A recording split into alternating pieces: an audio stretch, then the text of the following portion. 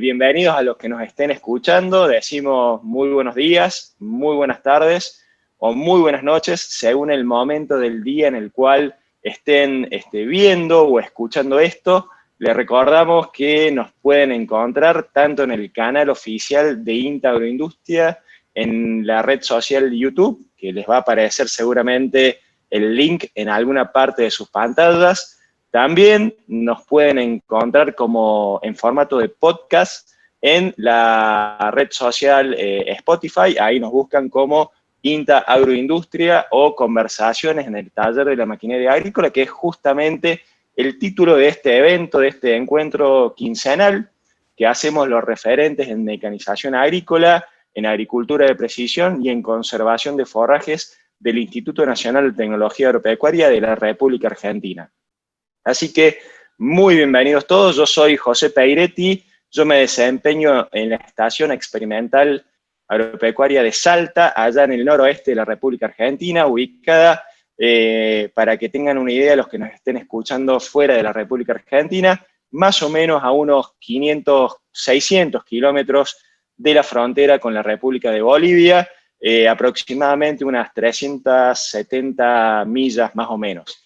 En ese sector estoy yo, pero tenemos conectados en este momento a colegas de prácticamente todos los puntos cardinales de la República Argentina y también, por supuesto, y desde ya muy agradecidos todos por la participación de los invitados que tenemos quincenalmente, el profesor Eder Gareto de la Universidad Nacional de Río Cuarto, el ingeniero Federico Sánchez de CLAS Argentina, el ingeniero Julio Viñón de ATCO Argentina, el ingeniero Julio Beltramino, ex John Deere Argentina, muy agradecidos a todos ellos, y por supuesto, en el día de hoy, a los dos disertantes que ya les voy a agradecer y los voy a presentar oportunamente.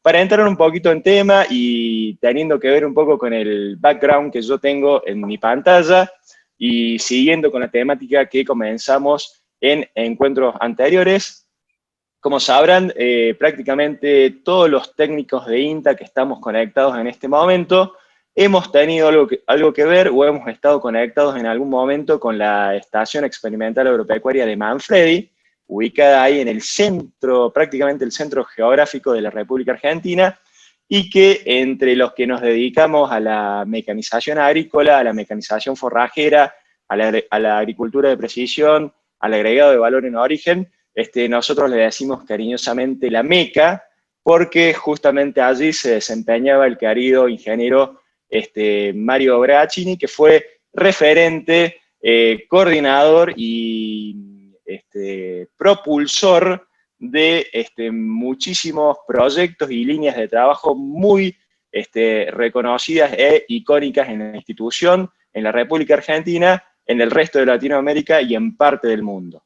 Parte de esas líneas de trabajo y proyectos que coordinó el ingeniero Bragacini fueron, por ejemplo, el Propeco, que tenía que ver con la cosecha de granos, con la cosecha de cultivos graníferos, el proyecto de agricultura de precisión, que tiene que ver con el manejo sustentable e inteligente de los insumos agropecuarios y que es un proyecto que en este momento todavía sigue en marcha, el proyecto de agregado de valor en origen, un proyecto que también sigue en marcha con algunos cambios en su formato y que tiene que ver justamente con el agregado de valor en origen y la generación de demanda de mano de obra local en el interior de nuestro país. Y también con Mario Bragacini propulsó y dio un proyecto icónico del cual los técnicos y colegas que más o menos tienen mi edad han estudiado y repasado sus publicaciones cuando estaban en la facultad,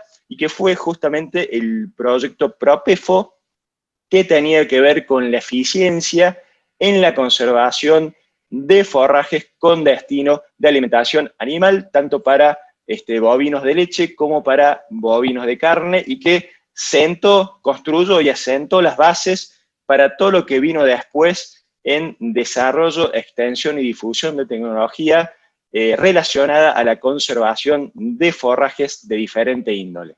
Así que en el día de hoy hemos citado y han aceptado muy gustosamente, y desde ya estamos muy agradecidos por brindarnos su tiempo, al ingeniero Pablo Catani y a la doctora Miriam Gallardo. Desde ya, muchísimas gracias a los dos, quienes nos van a hablar oportunamente. En el caso de, vamos a empezar primero con el ingeniero Catani. Nosotros en el ámbito le decimos cariñosamente Pollo, lo hemos escuchado a Mario que se dirigía así a él. Nosotros que somos, que hemos aprendido de él, le decimos Pablo con todo respeto, y que sin duda no necesita mayores presentaciones, es un referente en la temática, y a Pablo le hemos pedido, le tiramos un título medio abstracto y le pedimos por favor que él nos cuente cómo él considera que está el hoy y cómo considera él que va a estar el mañana en la conservación de forraje en la República Argentina, en Latinoamérica y en el mundo. Así que, Pablo, estamos desde ya, muchas gracias, y el micrófono y la pantalla son todas tuyas. Ok, bueno, muchísimas gracias a ustedes. La verdad que el hecho de por ahí, no voy a llamar reconocer, sino visualizar el trabajo que hemos hecho entre todos. Yo no fui más que un engranaje de una máquina, que en un momento era muy chiquita, éramos como 3 engranajes, 4. Hoy es un pichón de máquina que uno ya no sabe más dónde termina. Yo tengo un cariño especial por el INTA Manfredi, porque ahí aprendí a trabajar, ahí aprendí lo que es llevar adelante un proyecto, un proceso y un montón de cosas.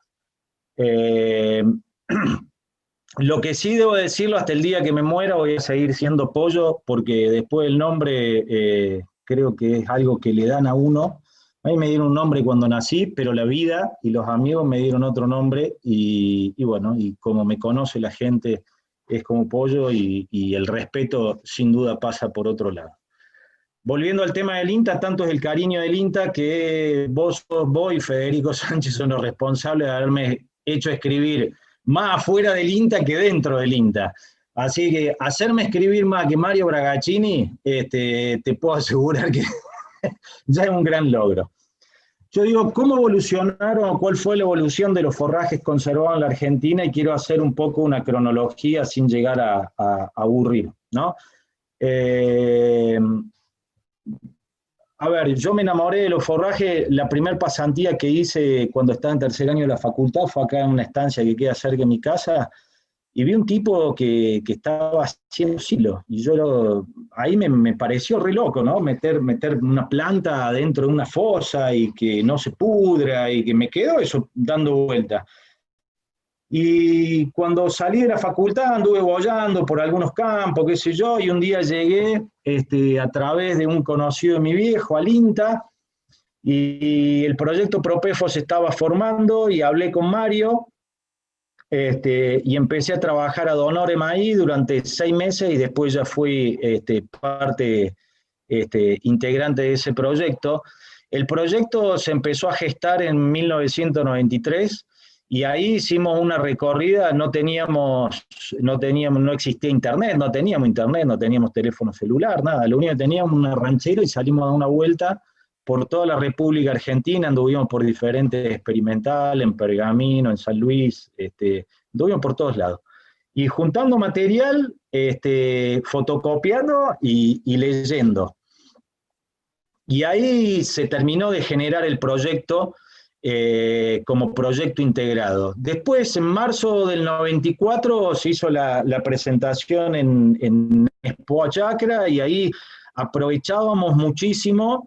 Ahí lo conocimos a Julio, y ahí aprovechábamos muchísimo para preparar canchas y probar todas las máquinas. Entonces, después seguimos haciendo las dinámicas, hacíamos pruebas de desempeño sin validez científica, porque venía un loco: mira, yo presento esta máquina, préstamela para, no sé, un rastrillo nuevo. Ok, préstamelo que tengo que preparar cancha. Y nosotros ya le veníamos más o menos sacando la ficha a ese tipo de maquinaria, pero vos cuando lo manejás, te manejás de otra manera, tenés información de primera mano.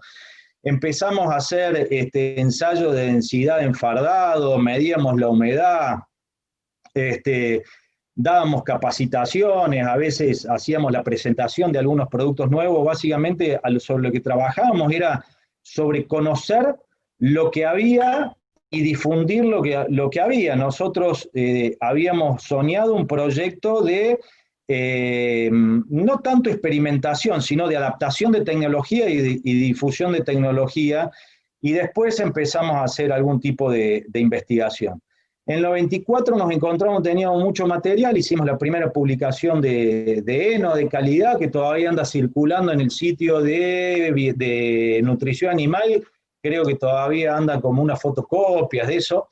Hicimos algunos videos técnicos junto con gente del INTA de Rafaela sobre enolaje, heno, sí sabíamos qué era esa tecnología, pero no la teníamos demasiado ordenada.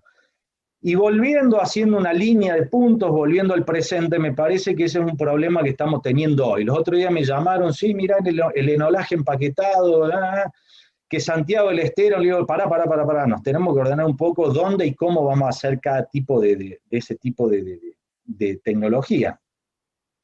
En el 95 la cantidad de maquinaria que había era grande, entonces dijimos, vamos a ordenarla en un libro. Y lo ordenamos en un libro, que se llamó Todo Forraje, que era toda la maquinaria y toda la ficha técnica de toda la maquinaria que había en la República Argentina, y empezó a haber gente que hacía preguntas que nosotros no entendíamos mucho, y ese año 95 particularmente aproveché que se casaba una hermana mía en Estados Unidos, entonces dije, che, me tengo que ir a Estados Unidos el casamiento de mi hermana.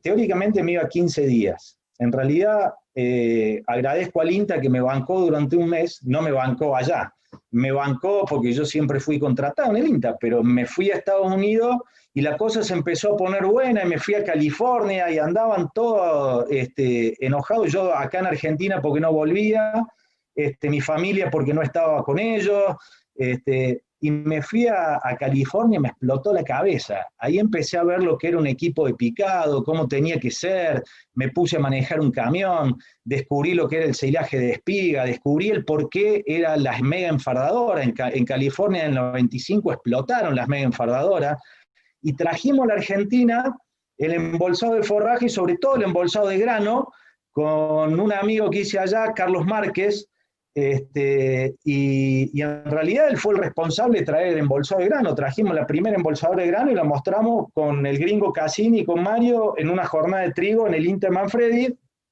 Después explotó acá, y bueno, ya sabemos todo lo que pasó con el embolsado de grano.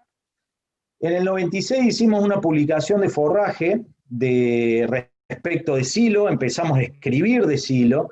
Ahí entraron los primeros mixer verticales, demasiado caros, pero empezamos a viajar bastante a Estados Unidos, y todo el viaje que hacía el INTA respecto de Propeco lo empezamos a tirar más, no más para el lado de Propefo, pero también le poníamos una impronta forrajera. En la Navidad de 1996, otra tirada de oreja de la familia, hicimos el ensayo de mega enfardadora. Nos pasamos el 24 todo el día y casi hasta las 12 cortando alfalfa con Emilio Noguera, que fue un integrante que después salió del equipo, y ahí también tomamos coraje e hicimos los ensayos de campo de las nuevas picadoras New Holland y Case.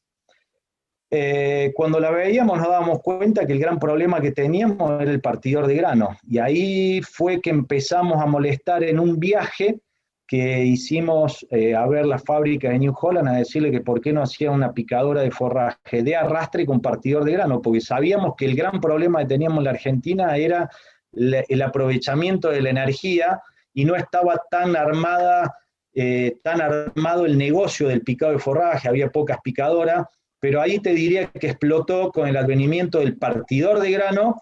Ahí vino como loco el picado de forraje. Y fue por eso que en el 98 tuvimos que reescribir el libro que habíamos hecho 2 años antes, porque se había agotado, y ahí terminamos en el 98 con la última publicación de silaje, si no me falla mucho la cabeza.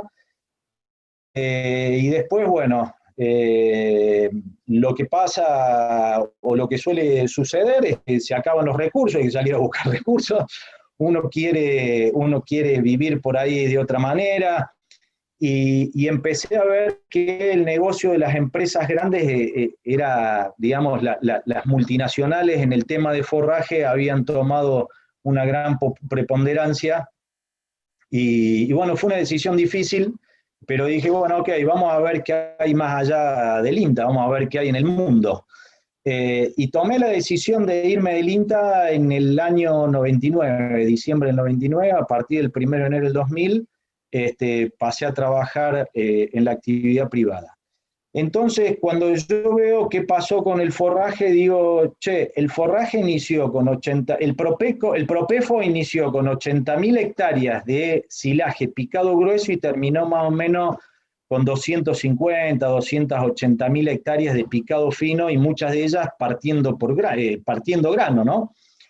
Yo durante la crisis esa del 2000-2003 entré a una empresa privada, trabajé en una empresa privada, y en el 2003 me fui, y ahí debo decir una cosa. Yo les agradezco siempre los conceptos que ustedes tienen para conmigo, qué sé yo.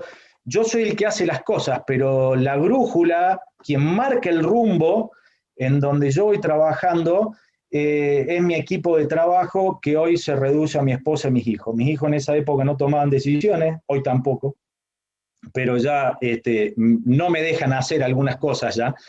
En cambio, mi esposa siempre cuestionándome qué era lo que hacía, y ella me leía la cara y me decía, che, loco, no estás siendo feliz con lo que haces. Y como una persona muy particular, nunca se fijó en la parte económica.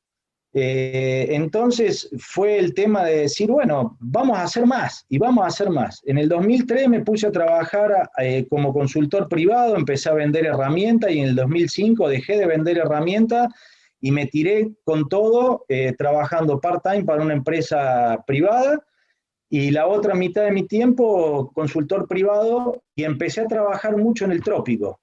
Y me emperré con el trópico porque en el 2005 fui a Colombia y me fue mal porque no lo entendía, y empecé a ver qué era lo que pasaba. Y en el 2008, aprovechando el paro agropecuario, te acordarás vos, José, y vos, Miriam, hicimos el gran compilado del libro de forrajes. Y también eso vino de la mano de una sequía.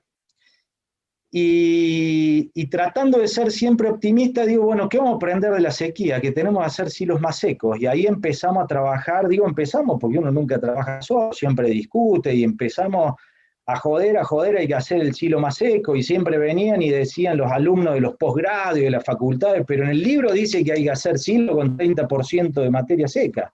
Y yo les decía, bueno, pero ese libro lo escribimos nosotros, o sea, hoy tenemos que escribir otra realidad, hoy el mundo necesita silos más secos, tenemos que ser mucho más eficientes. Hasta que, haciendo un salto, en el 2016, vino el pájaro carpintero, Federico Sánchez, y empezó tiqui, tiqui, tiqui, tiqui, tiqui, tiqui, tiqui, tiqui, tiqui, hasta el 2018, que me ataron de mano, pie, cuello, y nos pusimos a hacer la reedición del libro de forraje, donde ya hay un capítulo de pasturas megatérmicas, del cual me siento totalmente orgulloso, porque cuando yo decía, muchachos, miren Paraguay, porque hay una zona que se llama el Chaco, miren la ganadería de Colombia, porque tiene genética, y creíamos que todo era maíz y todo era alfalfa, y hoy, visto a la distancia, la verdad, me termina gustando muchísimo las cosas que veo hacia atrás.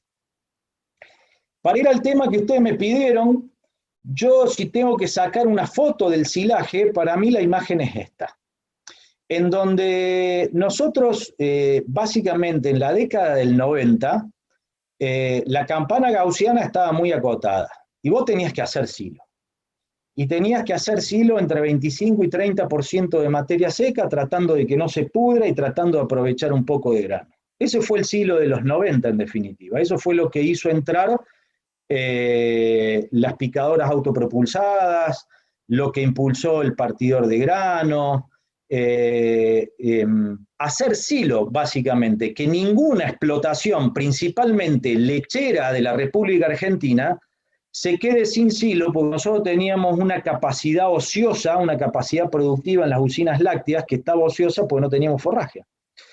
Después, en la década del 2000, empezamos y dijimos, bueno, a ver, realmente, ahora que podemos partir grano, ¿todo el silo es el mismo? No, porque hay algunos que lo quieren un poquito más seco, empezamos a tener algunas cuestiones que eran más en cuanto a materia seca, empezamos a ser más amplios y el silo empezó a llegar, por ejemplo, mucho más fuerte, por ejemplo, a ser silo de sorgo.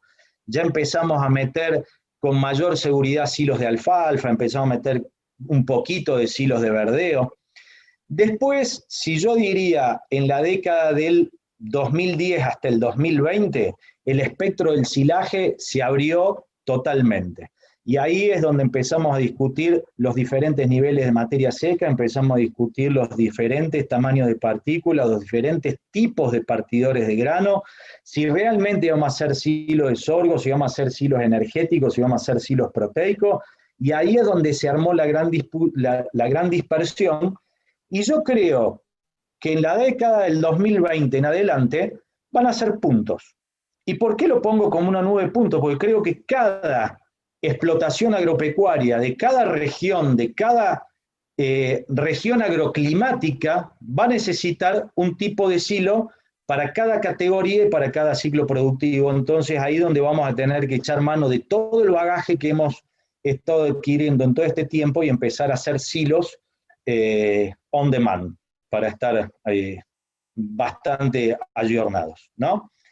Más allá de eso, y agradeciendo el trabajo que hacemos siempre con Fede en el espacio forrajero, y estamos tratando siempre de generar información que sea válida independientemente de las empresas y las instituciones. Hoy por hoy vemos que a partir del 2006, donde teníamos 500.000 hectáreas, hasta el 2019 llegamos casi a los 2 millones y pico de hectáreas de silaje. Este es un punto a tener en cuenta, en donde nosotros vemos la superficie total del silaje de maíz en 2.100.000 hectáreas y 1.200.000 hectáreas por ahí de sorgo. 360.000 hectáreas de sorgo con 2.100.000 de maíz, y también estamos metiendo silos de verdeo, de pastura, y probablemente acá no haya los silos de megatérmicas que ya estamos metiendo, y fíjate que ocurrió un proceso inverso. Hoy, si me preguntas a mí, nosotros exportábamos tecnología al Paraguay, y hoy, si yo te digo, si hay un ambiente en donde yo tengo ajustado el silaje de pasturas megatérmicas, es el ambiente del Paraguay, porque fue en donde más lo necesitaban. Como no había otra pastura, sí o sí había que hacer silos de megatérmica, y ahí, lejos de ir a enseñar, creo que ahí aprendí y tuve la oportunidad de poder hacer mucha experiencia y desarrollar un modelo productivo, ¿no? Lo mismo, hablando con maquinaria, fíjense lo que pasó, se generó una industria del año 96 al 2000, pasamos por épocas de gloria, el 97, el 98, nos agarró el efecto tequila, nos derrumbó, después nos agarró el otro efecto que tuvimos nosotros, al 2004, 2005, la soja no nos dejaba despegar, y a partir de 2007, 2008, ahí ya arrancamos hacia arriba. El 2010 lo dejo aparte, porque en definitiva fue un año atípico en la economía mundial, explotó la economía mundial y se gastaba plata que la economía creía que tenía, nunca supe si la tuvo o no la tuvo, pero se gastó plata mansalva. Si ustedes ven estadísticas de venta de maquinaria de cualquier rubro, el 2010 fue un récord que no sé si se va a volver a repetir, lo mismo que la soja a $600, como pasó en el 2003 en la Argentina. Pero independientemente de eso, creo que hoy estamos muy bien, y si por ahí, como en otros rubros, se pueden ver algunas caídas, en maquinaria tiene que ver más con la capacidad de trabajo. Creo que uno de los cultivos forrajeros que ha tenido una gran concentración fue la alfalfa. Nosotros teníamos alfalfa por todos lados cuando arrancamos en el INTA, y yo te diría que en el año 93, 94, la estadística decía que teníamos entre alfalfas puras y consociadas 6 millones de hectáreas de alfalfa. Hoy andamos en el orden de los 3 millones, y creo que podríamos tener un poco más si nos animáramos a romper paradigmas. Hoy, por ejemplo, yo les estoy hablando de Formosa y antes de conectarme con ustedes estaba conectado con un campo en donde implantamos 150 hectáreas de alfalfa y estamos planteando llegar a tener 1.500 hectáreas de alfalfa en Formosa. Entonces creo que hay que buscarle el nicho y en la República Argentina, que tenemos la gracia de la naturaleza, de tener la posibilidad de plantar alfalfa, en cada lugar donde se puede plantar alfalfa, yo creo que hay que plantarlo. Y ustedes me dirán, la recría, no la recría, y ahí hay que quebrar un paradigma que era que hablábamos recién, y ahí ya me meto en el futuro. La alfalfa tiene un excelente nivel de proteína, pero la recría necesita proteína, pero quizás no tanto como le ofrece la alfalfa. Entonces creo que podemos hacer muy buenas recrías tanto en alfalfa como en pasturas megatérmicas, y que siempre y cuando nosotros tengamos una dieta de 60% de digestibilidad, la recría va a ser sostenida y muy buena, y eso se lo podemos dar o con alfalfa o con otro tipo de pastura. No estoy tirando en contra de la alfalfa, todo lo contrario, todo lo contrario. Lo que sí digo es que además de alfalfa podemos poner otro tipo de cultivos. Y en ese tipo de cultivos también funciona muy bien maquinaria para sereno. Si nosotros nos ponemos a ver cuáles eran las segadoras acondicionadoras que se empezaron a vender en el país, tuvo una explosión y después medianamente cayó hasta el año 2000 que tuvimos la crisis económica. Fíjense el pico del 2010, ¿sí? Tuvimos otro pico hace poquito de una venta de maquinarias, pero hoy creo que poco a poco seguimos adoptando, si bien nos sigue faltando un poco de adopción de acondicionadores y ajustar un poco algunos procesos, creo que estamos bien. Y lo que sí marca un cambio de radical de volumen, creo que a partir del 2009, donde ya se empezó a trabajar muy fuerte en lo que fue la exportación y la producción de alfalfa por zona geográfica y la comercialización que nosotros habíamos soñado más de 10 años antes, ¿sí? Habíamos soñado la comercialización de forraje a nivel nacional.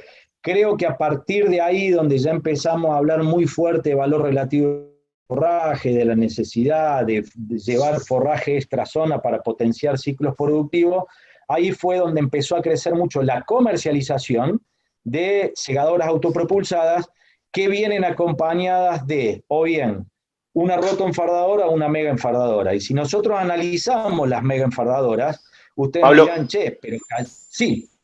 Sí, discúlpame, te interrumpo un segundito sobre Sí, todo porque está preguntando otro invitado que tenemos en la reunión y bueno, no sí, sé si que gustosamente también nos ha cedido parte de su tiempo y no sé si él después nos puede acompañar al final de la reunión. Julio Iñón de ATCO bien. Argentina. Julio, leí tu consulta ahí, no sé si le querés hacer ahora tu consulta, Pablo. La pregunta es la siguiente. Está bueno lo que aparece de Formosa. La zona, ¿dónde se puede saber, Pablo, o es complicado eso? Está cerca del Colorado. No la tengo georreferenciada por un campo grande y hoy estamos trabajando a distancia, pero yo te mando el punto exactamente. Pero vos la conocés, Julio, es la gente con la que vos estuviste hablando hace poco, Sí, sí, por sí, el tema de pero los hilos. no me planteé mucho el tema geográfico y hoy es una alternativa por lo que vos planteás que abre un nuevo nicho que es interesante, me parece, ¿no? Y más siendo el norte del... Sí, sí, va a haber no solamente alfalfa, sino que va a haber siembra de mucha braquiaria también. Yo lo voy a referenciar y te lo voy a pasar exactamente, porque cuando fui no vi el mapa y fuimos en auto, estamos a 200 kilómetros ahí de Corrientes, tengo que, siempre yendo para el oeste, tengo que ver viento, está siempre yendo para el lado de INTA Colorado, antes del INTA y Colorado, en la Porque ruta que como yo va de siempre Corrientes digo, para allá. Yo después te lo paso bien. lo importante acá es generar tecnología y nuevas tendencias de heno de alta calidad. Y si surge en un lugar tan cálido la posibilidad de hacer alfalfa, bienvenido sea, ¿no? Para todos, ¿eh? El sol sale para todos. Sí, Mira, ahora terminando, que ya no queda mucho, ya te cuento bastante cuál es la visión que yo tengo hacia futuro, ¿sí? Gracias, Y te dejo la gracias, José. georreferencia del campo. A ver, terminando con esta parte que es la más aburrida, una de las cuestiones a tener en cuenta es que cuando nosotros hablamos de volúmenes de 800 máquinas en la década del 90, eso se puede traducir a volúmenes de 300 máquinas hoy por la capacidad de trabajo de las máquinas que tienen, más allá de la evolución tecnológica que tuvieron como sistemas de atado, partido de fibra, etcétera, etcétera, etcétera. Y después, fíjense una cosa, desde el ensayo que nosotros hicimos en INTA con las mega enfardadoras hasta que explotó la venta de mega enfardadoras, bueno, fue más o menos lo que nos pasó y tiene que ver también a raíz de la segunda ola de forrajes que empezó a ocurrir a partir del año 2006-2007, donde se empezaron a comercializar muchas mega enfardadoras, ¿sí? Pasando al futuro, si se quiere, dando vuelta a la página, había un tipo, un filósofo americano que se llamó Albert Huxley, que decía que la experiencia no es lo que le sucede al hombre, sino que es lo que el hombre puede hacer con lo que le sucede. Entonces, muchas veces nos encontramos nosotros y decimos, no, porque yo estuve en tal proyecto y yo hice cosas y porque yo viví tal época. Ok, bárbaro, me parece fantástico la época que vos viviste. Ahora, de acá en adelante, ¿qué hacemos con lo que vos viviste? Yo lo único que les puedo decir es que, viendo un tipo que se llamó Bill Atkinson, creo que vive todavía, este tipo fue el que inventó la Windows emergente, pero trabajaba en Apple. Cuando Apple fue a ver el sistema Windows a IBM,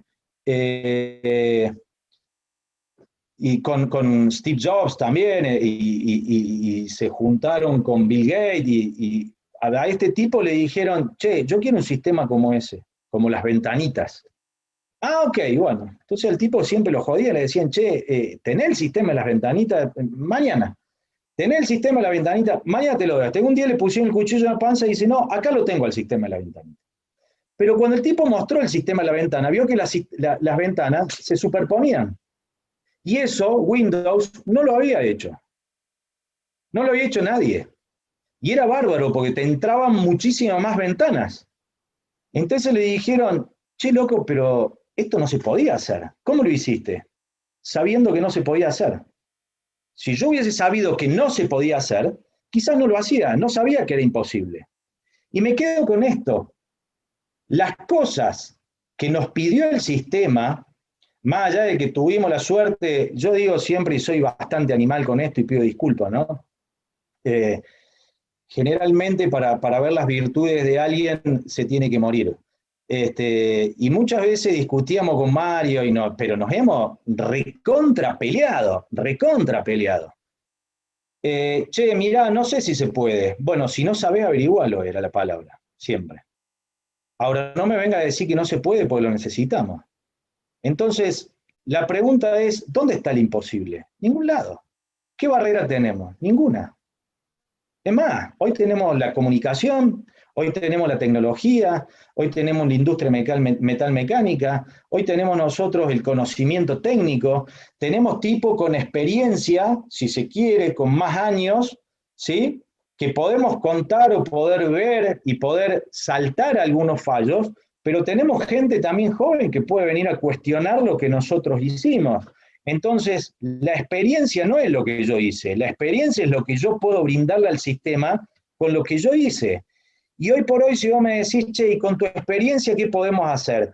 Yo le voy a decir lo que yo trabajé fuera. Yo me puse a diseñar rastrillo, hoy por hoy me puse a hacer investigación en sistemas de atado, en desarrollos de hilo, en la corrección de silos de pastura y de alfalfa, en tratar de sistematizar el inoculado y decir, no es porque pongamos inoculante el silo va a salir bien, tenemos que defender el proyecto.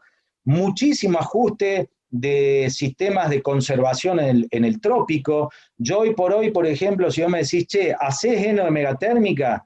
Sí, hago heno de megatérmica. ¿Y a quién se lo das? Y hay veces lo tengo definido y otras veces que no, porque para mí hacer heno y el forraje conservado, y esto tiene que ver con lo que viene ahora, el forraje conservado para mí tiene que empezar a multiplicarse, es decir, no es más un sistema de conservación de forraje. En la megatérmica es un tema de manejo de pasturas que de otra manera no la podés manejar, lo podés manejar con ganadería holística, lo podés manejar con sistemas de tipo Wassan, pero la fórmula de Wassan no te da para eso. ¿Por qué? Porque no tenemos experiencia en eso, entonces lo tenemos que hacer. El manejo integrado de forraje y pastoreo me parecen muy buena, y después el tema de la incorporación del silaje energético, dejar de hacer silo cuando nos queda cómodo en cuanto al silaje y empezar a hacer silo cuando nos queda cómodo en cuanto a la producción. Si sabemos fehacientemente, y lo pudimos validar mediante un ensayo en el INTA en el año 2015, cuando con Fede Sánchez hicimos el famoso ensayo de los silos secos y nos dimos cuenta que el incremento de grano te decrece la importancia de la pérdida de digestibilidad de la fibra, pues salgamos a hacer silo de la manera que nos quede incómodo, pero que nos quede barato para la fase productiva, si se quiere, ¿tá? Otra de las cosas que yo me puse a trabajar mucho y creo que hay que seguir trabajando es el cambio de cálculo de volumen por nutriente. Nosotros no hablamos de cuántos kilos de pasto queremos tener por hectárea, hablamos de cuántos kilos de carne queremos tener por hectárea. Muchas veces lo que hacemos con el pasto se da de frente con lo que queremos hacer con las vacas. El incremento en materia seca, el tema de hablar de valor relativo de forraje, que es intrínseco de la alfalfa, pero ese concepto lo podemos traducir a otro tipo de pasturas. El posicionamiento del sorgo y el ordenamiento del sorgo en cuanto a si voy a hacer un silo voluminoso, si quiero un silo netamente energético, reposicionar las pasturas megatérmicas que hasta ahora eran marginales, y para mí son marginales porque tienen mucho margen de maniobra y tienen mucho margen de ganancia, ¿sí?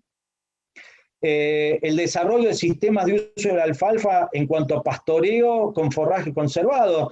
Yo me acuerdo de una estancia que trabajaba en Santa Fe, les prohibía que entraran con vacas el primer año de sembrado de una alfalfa porque me daba un año más de duración y me daba muchísimo forraje. Ahora, si ustedes me preguntan qué veo yo a futuro, nosotros tenemos que normalizar los forrajes conservados, saber qué queremos hacer, cómo queremos hacer, que tenemos que llevar proceso de forraje conservado. No es una receta, es un proceso. Tenemos que establecer los forrajes conservados como una disciplina académica. Yo no sé si da para que sea una materia de grado, pero sin duda no deja de ser una materia en cualquier posgrado. Lo tenemos que estudiar porque hoy vive, convive, influencia y determina procesos productivos, ¿sí? Nosotros tenemos que participar en el resto de los procesos productivos sumándole valor a los procesos productivos. Porque acá parece que si sos nutricionista no sos forraje conservado, y si sos lechero no sos amigo de este. Y acá lo único que hacemos es poner compartimentos estancos donde no miramos la oficina de al lado. Y lo que tenemos que empezar a hacer acá es empezar a compartir pantalla. No tenemos que establecer una receta, tenemos que establecer un proceso y tenemos que buscar la funcionalidad de cada uno de los forrajes conservados y tenemos que ser claros en decir, ¿y en el trópico qué? En el trópico tenemos una alta potencialidad de fotosíntesis. Entonces nosotros tenemos que ver el tipo de forraje que tenemos que ver, por ahí nos tenemos que salir de las isoietas y de ver cuánto llueve en cada zona y tratar de empezar a ser disruptivo y empezar a experimentar un poco más con otras especies. Y era un poco lo que yo hablaba esta mañana con esta gente del campo y yo le decía, che, ¿nos conviene una especie más chica o nos conviene a lo mejor una especie más grande cortada más temprano para tener mayor digestibilidad? Esas son las cosas que tenemos que salir nosotros a discernir.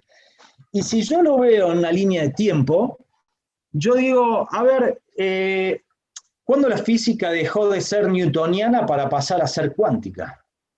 Bueno, a mediados del siglo pasado, básicamente, el mundo dejó de ser newtoniano para pasar a ser cuántico. Y si vemos que antes eran las grandes máquinas, era los grandes poderíos hasta bélicos, no me voy a meter en eso por supuesto, pero sí veíamos la fórmula de cómo funcionaba el mundo, pero lo veíamos de afuera.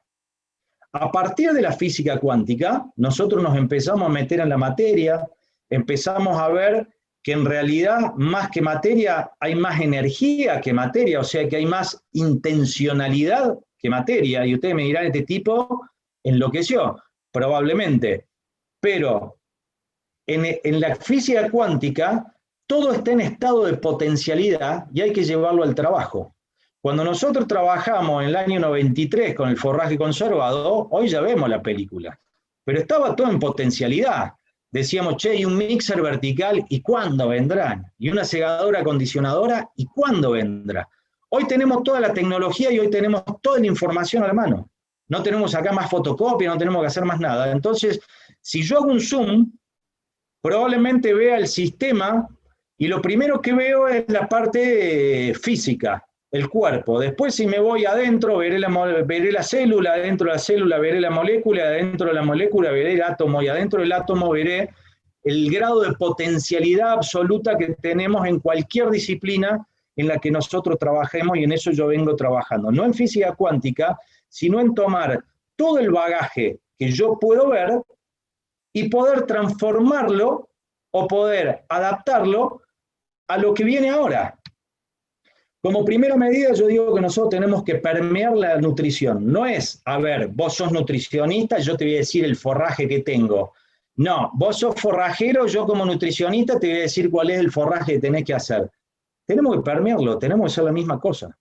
Un forraje es nutrición y la nutrición en parte de forraje. De eso se trata la física cuántica, que generemos en la física cuántica, en la potencialidad de la física cuántica, vos podés formar cualquier elemento, cualquiera. Podés generar elementos de la tabla periódica nueva si quisieras.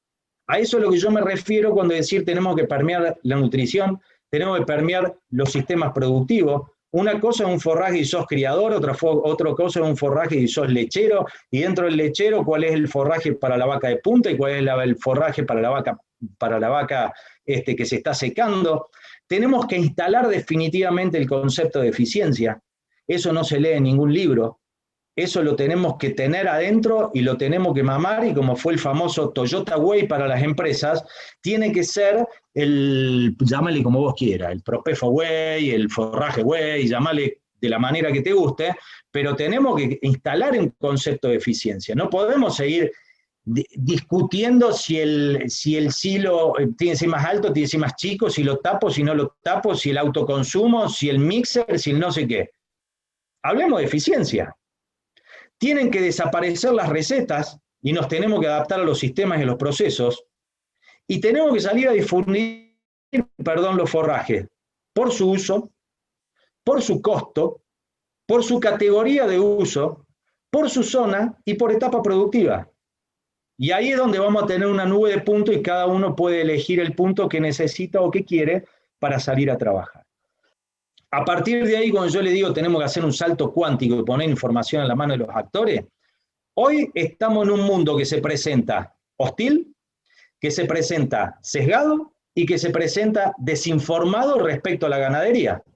Vos prendés la televisión, que yo hace 2 años no tengo televisión, pero cuando tengo la oportunidad de ver televisión por ahí, veo, y cualquiera habla de ganadería. Y no es que tenés que ser un dotado, tenés que ser un doctorado para hablar de ganadería. Pero para mí, si una persona decidió, ¿qué te puedo decir? Lo más actual, decidió comer de una manera, no puede venir a hablar de una actividad como la ganadería sin conocerla.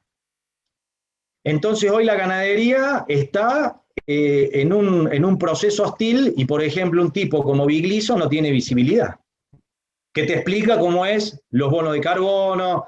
Y vos fíjate, el forraje conservado nosotros cultivamos, somos ineficientes, perdemos nutrientes, se lo damos a las vacas y las vacas encima emiten bonos de carbono. Estamos mal. Entonces creo que una de las cosas que tenemos que hacer es volcar información al sistema, tenemos que hacer un uso eficiente del agua, tenemos que hacer forraje conservado con cultivos adecuados al uso y a la potencialidad de uso del suelo. No tenemos que perder nutrientes que tienen costo, tenemos que concientizar para elevar la producción que vamos a necesitar más forraje, necesitamos ser más eficientes. Y tenemos que igualar la importancia del recurso con la importancia del proceso, porque hoy parece que tenemos plata y tenemos el proceso, el sistema solucionado. Cuando tenés plata, lo único que tenés es posibilidad de tener un insumo más costoso. O sea que tu sistema va a ser cada día más costoso.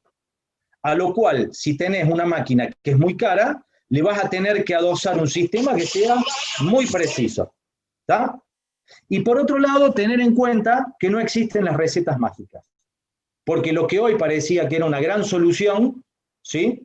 Mañana puede pasar a ser de uso y costumbre y que no sos ningún campeón porque hiciste una receta mágica y que las recetas mágicas no se dan. Yo, básicamente, los alquimistas decían que lo grande de la alquimia no era encontrar el oro, era hacerte grande en el proceso que vos seguías hasta que vos encontrabas el oro. Y creo que va por ahí. Nosotros lo que tenemos que hacer muy bien es ajustar muy bien el proceso y ejecutar ese proceso. Si ustedes me dicen mi conclusión a esto, yo digo que soñar es el principio de una realidad. Vos soñaste ser agrónomo, soñaste ser veterinario, soñaste comprarte un auto y lo primero que lo viste fue en tu cabeza. Metelo en tu cabeza, después el resto es esfuerzo y es resiliencia, que es la capacidad que tiene el ser humano de soportar o adaptarse a condiciones adversas. Nada más que esas, que pueden ser climática, política, económica, de sistema, de sociales o lo que ustedes quieran. Me parece que le tenemos que decir al sistema, ok, nosotros el forraje conservado lo tenemos adaptado, lo tenemos ajustado a cualquier nicho de uso. No hay una receta, hay un proceso, porque esa receta tendrá que ser modificada en tanto y en cuanto se modifique el sistema. Entonces, la materia seca de un silo va a ser dependiente de la fase productiva, del proceso productivo, de la categoría y de dónde yo me encuentro. Yo digo que los forrajes conservados son una partecita muy chiquitita de la ganadería, que es un universo enorme, pero sí son una herramienta que puede hacer muy grande a la ganadería, en la Argentina, en la región y en el mundo.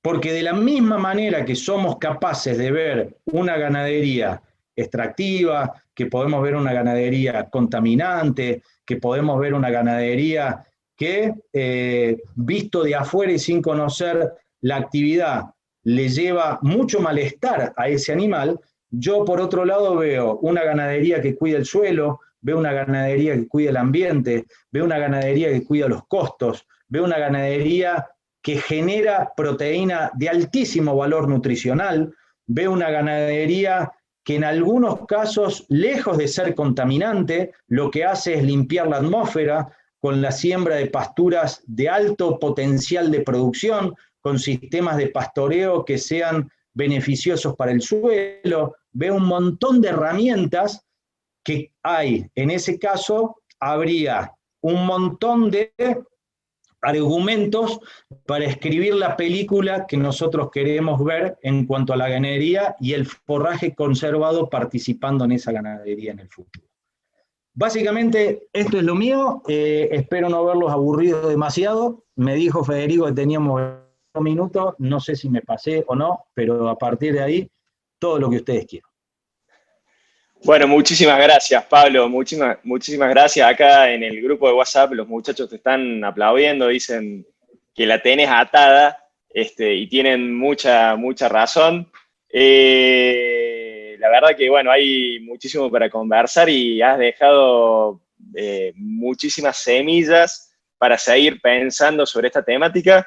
Si les parece, no sé, mientras se prepara la siguiente presentadora, yo le doy la posibilidad a uno de mis compañeros o a uno de los que estén conectados en este momento de hacer una pregunta para Pablo, y mientras tanto yo les recuerdo que esta grabación la pueden encontrar tanto en YouTube, en formato de audio y video, como en Spotify en formato de podcast, solo audio, para escucharla con el celular, para escucharla con la computadora en cualquier momento del día. en cualquier lugar del mundo, buscando INTA Agroindustria, conversaciones en el taller de la maquinaria agrícola, que en el día de hoy podemos decir que le vamos a modificar levemente el título y la vamos a llamar Conversaciones en el patio de comida.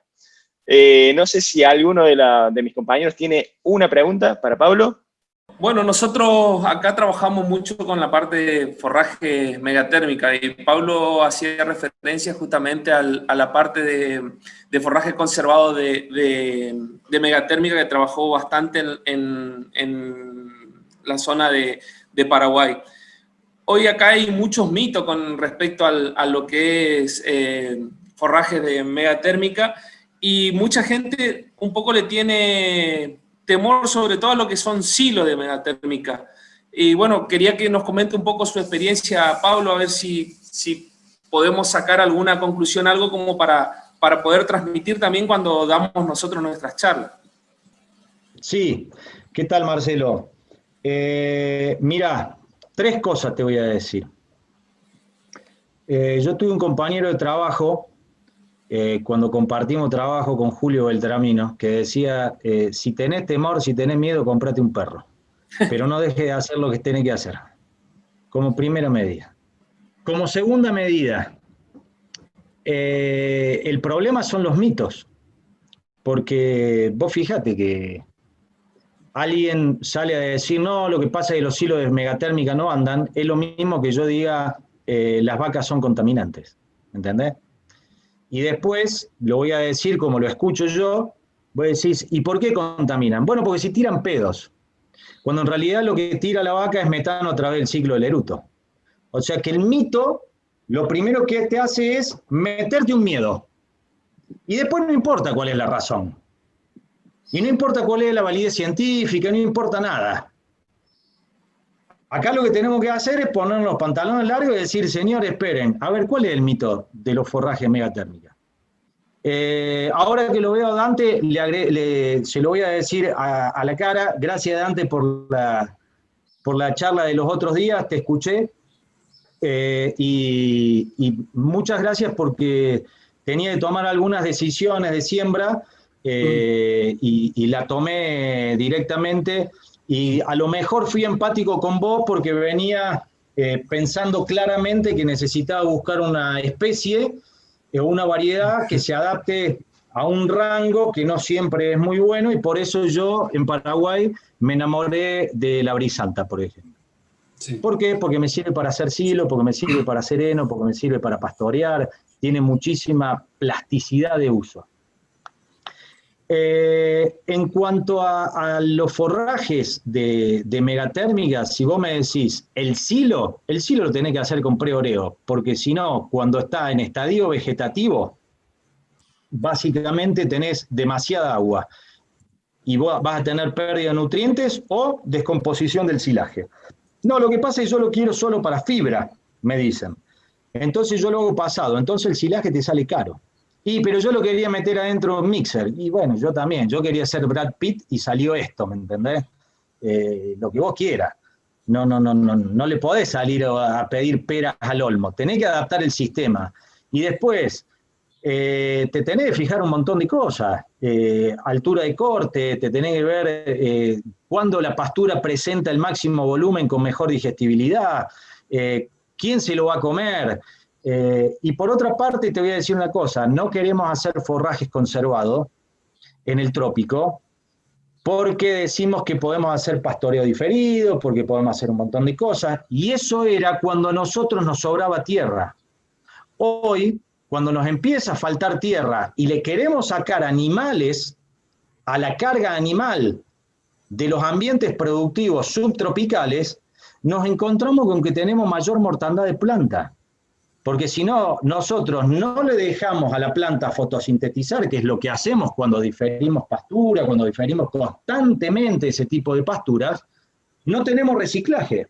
Yo los invito a que vean, hay un tipo que creo que es sudafricano, que empezó a hablar de forraje holístico como una manera de manejar, que no es ni más ni menos que cuando vos tenés exceso de biomasa en un lote que se te está muriendo y eso te genera pérdida de planta y eso te genera pérdida de materia orgánica y eso te genera desertización, lo que tenés que hacer es agarrar todas las vacas que tenés en el campo, mandarlo a comer ese pasto seco, que se coman todo, que levanten la cobertura vegetal muerta y que permitan que el sol llegue a esas yemas de crecimiento. No nos olvidemos que la materia orgánica en este mundo vino también gracias a la luz solar. Y en el trópico, si hay algo que tenemos, es luz solar. Ah, pero no tengo agua. No te importa. Tenés especies que se adaptan a esa agua. Y ahí lo tenés a Dante para que te diga, desde los 300 milímetros hasta los 1800, cuál es la especie que tenés que poner. ¿Me entendés?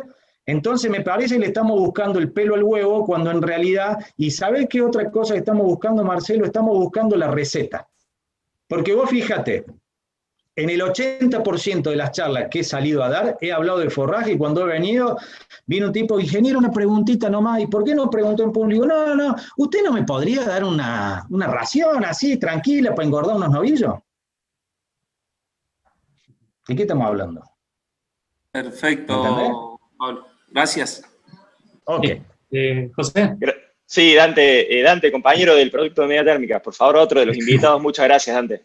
Y yo era un poco apoyando justamente la consulta que hizo Marcelo, que es cierto, y yo acá le digo a los productores que si en la pampa húmeda, donde hay hay estacionalidad en forraje, pero no tan marcada, se hace reserva forrajera desde añares, y acá en el trópico, con la marcada, ¿no es cierto?, el marcado bache invernal que tenemos y la producción acotada en nuestras pasturas megatérmicas, no se concibe, digamos, que no existan reservas forrajeras, o sea, debería ser parte del sistema. Y yo creo que en parte son mitos, como decía Pablo, y en parte también es porque no hay todo ese empuje que viene por detrás, que tiene que ver con toda la tecnología y meterle para adelante, que es un poco lo que se ve en las colonias menonitas, ¿no es cierto? El Chaco paraguayo, en ese sentido, yo creo que ayuda mucho, todo el pensamiento de ellos, y cuando realmente ven que hay que enfocar hacia una tecnología que mejora, porque ellos han cambiado, ellos fueron agricultores primeros de 100 años, y vieron que había problemas, y se volcaron la ganadería, y empezaron a hacer muchas cosas, y eso es lo que comparto con vos, Pablo, cuando uno puede afirmar una cosa, pero después ves que no va para allá, que hay que cambiar, y no hay que tener miedo a cambiar. Si yo dije que esto es así, bueno, hoy no funciona, y hay que cambiar, y lo mismo con casarse con determinada especie, por eso el tema de plantear qué especie elijo, ¿no es cierto?, según los ambientes, yo creo que es importante porque mucha gente se ha casado con el gato, que es espectacular, es bárbaro, pero lamentablemente hay zonas donde no funciona, y la braquiaria, como vos decías recién, una especie tan plástica, que es fabulosa, y que hay que buscarle para forrajes conservados, para heno, hay que buscarle realmente el punto adecuado para ver cuál es la mejor opción.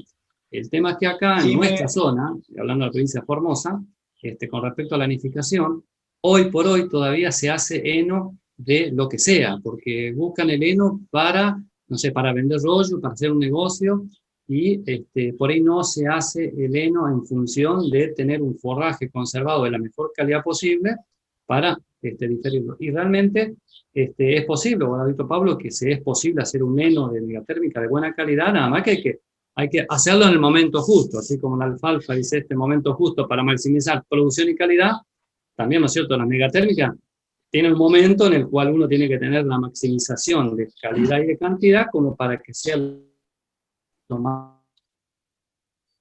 todo ese excedente de verano.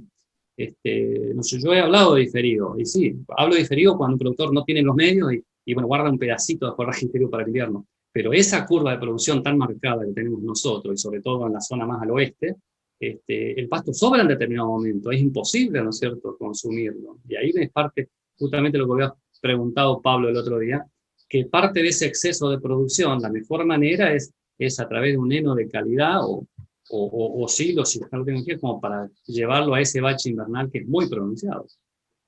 Miren, respecto a esto, y para darle paso a Miriam y no robarle más tiempo, yo en el año 2005, 2006, aterricé en 2 países, en Paraguay y en Colombia, de la mano de John Deere.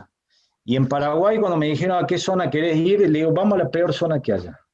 porque en la mejor sauna ya había mucha maña, vos no le podés hacer cambiar de parecer a una persona. Y fuimos a las colonias menonitas y los primeros 2 años no nos saludaban. Directamente, a mí no me saludaban. Y después me contrataron para llevar el grano húmedo, y hicimos heno, y si de algo me siento orgulloso, y me voy a sentir orgulloso en mi vida, es andar el Chaco paraguayo, y si ves reserva, te puedo asegurar que el primer loco que empezó a hacer rollo ahí fui yo. Y hoy, hasta el año pasado, asesoré a una empresa que se llama Forrajes Paraíso, que vende heno, y vendemos heno, llegamos a vender heno certificado de megatérmica con 15% de proteína. Entonces, preguntame dónde está la barrera, y la barrera no está en ningún lado, la barrera está en la cabeza. Y cuando vos decís, che, el forraje conservado, es una cuestión de manejo, olvídate del alfalfa. En las megatérmicas, el forraje conservado, es una cuestión de manejo, porque con las vacas no te lo vas a comer nunca. Y lo que vos no coseches, lo perdés. Y si vos haces un balance forrajero con forraje conservado y sin forraje conservado en megatérmica, yo te digo que con la utilización de forrajes conservados y haces un cálculo cuantitativo y cualitativo, creces cuantitativa y cualitativamente haciendo forraje conservado como un método para la mejora de la eficiencia de utilización de las pasturas megatérmicas. Me parece que el tema va por ahí, y no nos olvidemos tampoco de los aireadores pastura, etcétera, etcétera, etcétera, que eso ya vendrá para otra charla. Bueno, muchas gracias, Pablo. Gracias, Dante, también. No sé si Pablo y Dante nos pueden acompañar hacia el final. Ahí vamos a terminar de hacer alguna otra preguntita.